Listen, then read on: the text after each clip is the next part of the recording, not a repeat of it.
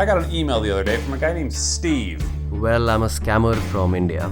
Nobody must know who I am. And he says that he's tired of ruining people's lives and he's desperate for a way out. And so he's been working undercover with a private investigator named Devin in Canada to warn people who are about to send all their money overseas. It's a scam. They're stealing money from you. Don't give any money away. And so after a long week of work, Steve sends a message to Devin on WhatsApp saying, "I want to get a place raided. Can you help?" So Steve provided Devin with all the information that he needed to get these call centers raided. So Devin had to start thinking about how he was going to do it and who was going to help him. Now with this information, we could have a significant impact on what was happening. I just wasn't quite sure what to do with that information, and I knew it was far beyond any skill or any level of education that I would have, and that I needed to take this to the authorities. And I called one of the country's largest municipal police forces, and I connected with one of the detectives there, and I explained the situation that I've kind of found myself into, and he was quite astonished that we had gotten as far as we had, but he was able to assist me and give me some incredible advice as to where I need to take this information. He quickly connected me to the provincial or state police that clearly had a lot more information, and they were more adept to handling situations like this.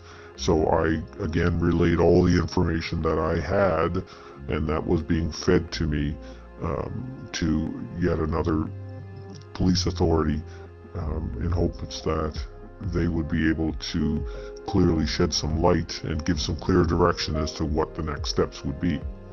And then that ended up leading me to an even higher authority, where we went to the Royal Canadian Mounted Police, or the RCMP, where a special task force was assigned to deal with these specific types of scams that were, milking hundreds of thousands and millions of dollars from Canadians and Americans alike.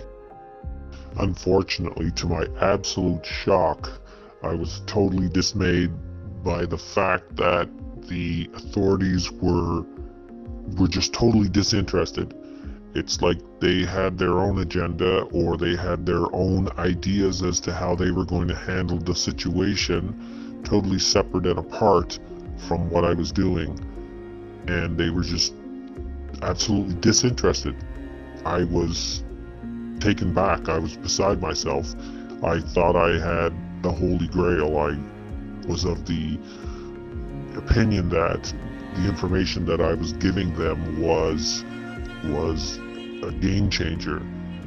But the response that I get was that I was almost a nuisance, that the information that I was giving them was trivial, and that in fact they had their own people on their own agendas doing their own thing, and that our information was insignificant. I was speechless. So all of this work for nothing? Like, Steve's able to provide the actual addresses and the hours of operation and names, and law enforcement just isn't interested? Like, why? Is this like a pride thing? Are you just mad that a couple of nobodies were able to solve this mystery faster than you? Like, what is the matter with you people? Hundreds of people are going to continue to get scammed while law enforcement just twiddles their thumbs. Well, Devin and Steve weren't about to let that happen. So they went back to work saving people, because how can you just sit back and watch people's lives get ruined? It was at that moment that I absolutely realized that I was alone in this investigation, and that anything that I was going to do was going to save people directly and personally. That anything the authorities were going to do was at a more criminal court level prosecution sort of thing, leaving incredible amount of damage in its wake, with people being devastated, losing hundreds of thousands and millions of dollars. And I just couldn't stand by and just walk away from that. I realized that the authorities were really not after the same goal that I was after. My attention was towards the victims and trying to shelter or trying to minimize the damage that they were causing. I guess we all want to see justice, but at what cost? I think that, in my personal opinion, that we needed to try to minimize the damage first and then worry about bringing these people to justice. And so one day while Steve's at work, he notices a high volume scam about to go down, and he sends Devin a message.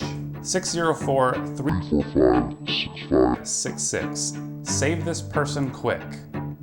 And Devin drops what he's doing and he immediately calls the number. It rings and rings, but the victim's not picking up. So Devin keeps calling, hoping that he can get a voicemail with a first and last name. If he can get that, then maybe he can search the name on Facebook or LinkedIn and try to send them a message that way. But there's nothing. The person you have called is not available and will be notified that you called. Thank you for calling. Goodbye. And Steve sends another message to Devin that says, keep calling. Save them. The person you have called is not available. Goodbye. Save them quick or you will have blood on your hands. So Devin tries to trace the number to try to find anything else about this person because they are in danger of losing thousands of dollars and ruining their life. I know the scammers are telling them not to pick up on the call that's coming in, and I know that they're threatening them that they will be off to jail or they will be arrested if they don't deal with this matter immediately.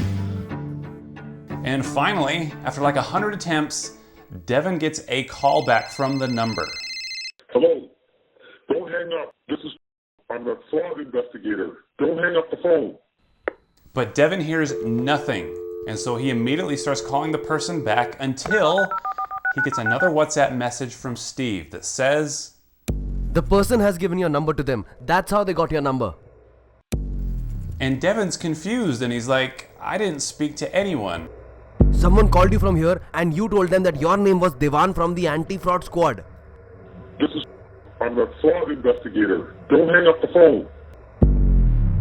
They spoofed the victim's information and then called me back. Everyone is scared, man. They're scared. What the happened, man? How did anti-fraud get onto this line, man? And this and that, and they were like, what the happened here, man? They were shocked, man. Like, how the they got onto this? Like, how did they get the number and at the same time they were speaking to someone? How is this possible? There is a potential risk that the informant would be exposed. And now we have no other choice but to get him out of there.